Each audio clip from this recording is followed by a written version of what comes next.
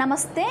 మీ జన్మజాతకంలో చంద్రుడు చాలా పాపిగా బలంగా ఉంటూ విపరీతమైనటువంటి ఇబ్బందులు గనక పెడుతున్నట్లయితే మొట్టమొదటిగా మీరు వాయు కాలుష్యాన్ని నివారించడానికి కావలసినటువంటి కొన్ని రకాల పరిహారాలని ఖచ్చితంగా చేయాల్సి ఉంటుంది. అందులో ముఖ్యంగా మొక్కలు నాటడం. మనందరికీ తెలుసు, మొక్కలను నాటడం వలన గాలిలోని కార్బన్ డైఆక్సైడ్ని తీసుకొని ఎయిర్ని ప్యూరిఫై చేస్తాయని తెలుసు.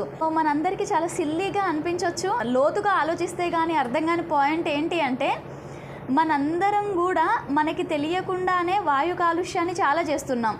అదేదో వాహనాలు వాడడం వల్లనో, వృక్షాలను నరకడం వల్లనో, వీటి వల్లనే మాత్రమే కాదు, మన నోటి నుండి వచ్చే అటువంటి మాటల వలన కూడా మనం అక్కడ వాయు కాలుష్యం చేస్తున్నాము. ఎందుకంటే మన నోటి నుండి అప్పుడప్పుడు వచ్చే అటువంటి రాంగ్ వర్డ్స్ అవ్వచ్చు, చాలా నెగటివ్ వర్డ్స్ అవ్వచ్చు.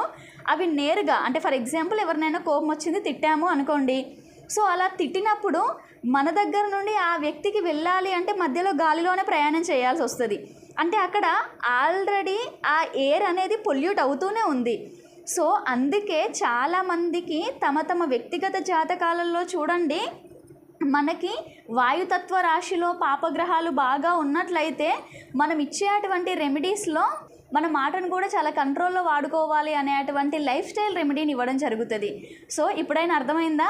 నోటి మాటని చాలా జాగ్రత్తగా, చాలా పొదుపుగా వాడాలి అనేసి ఊరికే చెప్పలేదు. ఎదుటి వాళ్ళు హర్ట్ అవుతారు, హర్ట్ అవ్వరు అనేది దాని ఫలితం మనకి ఇప్పుడే కనిపిస్తుంది. వాళ్ళు హర్ట్ అయితే మనతో మాట్లాడకపోవచ్చు, లేదా ఇబ్బంది పెట్టవచ్చు. బట్ ఎయిర్ పొల్యూషన్ అవ్వడానికి కూడా ఈ విధమైనటువంటిది కూడా ఒక కారణం అవుతుంది. ఇప్పుడు ఏం చేయాలి? కనీసం మన జాతకంలోని నెగటివిటీ తగ్గించుకోవడానికైనా కూడా మన వాక్కుని కంట్రోల్ చేసుకోవాలి. ఈ విషయాలలో ఎవరైతే చంద్రగ్రహ దోషం వలన బాధపడుతూ ఉన్నారో, ఎస్పెషల్లీ ఎన్ని యజ్ఞయాగాదులు, దానాలు చేశాము, అండ్ ఎన్ని పూజలు, పరిహారాలు, దైవ దర్శనాలు, అండ్ ప్రతిరోజు పూజలు, అర్చనలు, అభిషేకాలు చేస్తున్నాము, అయినప్పటికీ కూడా నో యూజ్ అని అనుకుంటాము.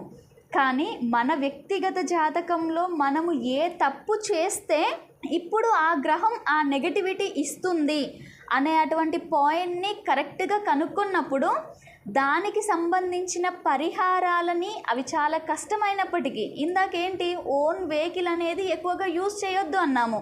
ఈ రోజుల్లో చాలా కష్టం అయినప్పటికీ కూడా ఆ కష్టం కాదు, మన జాతకంలో తెచ్చుకున్నటువంటి నెగటివిటీ మనల్ని పెడుతున్న ఇబ్బంది చాలా కష్టం. దాని ముందు దీనిని మనం ఖచ్చితంగా వదులుకోగలుగుతాము.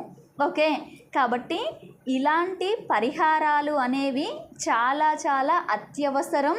ఈ రోజుల్లో ఎవరైతే ఎన్ని పూజలు చేసినా కూడా ఫలితాలు లేవు, కాబట్టి జ్యోతిష్యం లేదు అని ఎవరైతే చెప్తున్నారో, ముందు ఇలాంటి పరిహారాలని మనము రిసీవ్ చేసుకునేటువంటి అది మనకుందా లేదా అనేది కూడా చెక్ చేసుకోవాలి. ఓకే, శాస్త్రము తప్పు కాదు.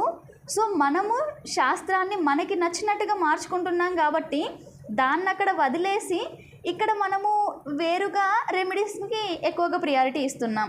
అండ్ ఈ వాయు కాలుష్యంలో ఇంకొక ముఖ్యమైన అంశం ఏంటో తెలుసా? ఈ రోజుల్లో హోమం చేస్తున్నాము మనం. ఎవరమైనా కూడా పాపగ్రహ దోష నివారణార్థము అవ్వచ్చు, శుభగ్రహాల బలం పెంచుకోవడానికి అవ్వచ్చు, హోమం ఆచరిస్తున్నాము. మరి అసలు హోమ ప్రక్రియ యొక్క ముఖ్య ఉద్దేశం ఏంటి?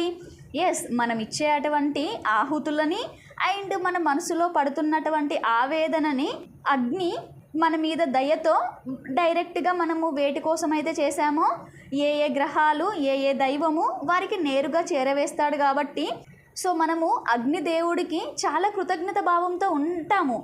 అయినప్పటికీ కూడా ఆ ఆహుతిలో, అంటే ఇప్పుడు చూడండి, అగ్నిదేవుణ్ణి ఆవాహన చేశాము.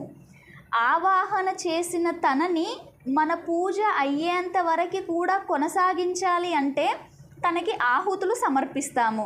అందులో ఏంటి?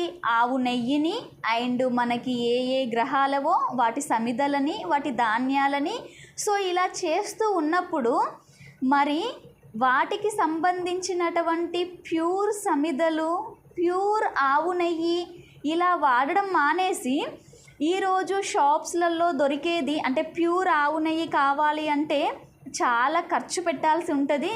సో షాపులలో దొరుకుతుంది కదా అండి, దాని మీద ఆవు బొమ్మనైతే ఉంది కదా, కాబట్టి కొనుక్కొని వాడచ్చు. అండ్ సమిధలు అమ్మో సేకరించాలి అంటే ఒక్కొక్క గ్రహానికి సంబంధించినటువంటి సమిధను సేకరించడం చాలా కష్టంతో కూడుకున్న పని. అండ్ ఈ రోజుల్లో ఎక్కడున్నాయండి, మాకంత ఓపిక లేదు, మాకంత టైము లేదు. కాబట్టి ఏంటి, పూజా స్టోర్కి వెళ్తాము, వాళ్ళు ఇచ్చిన సమిధలు తీసుకొని వస్తాము.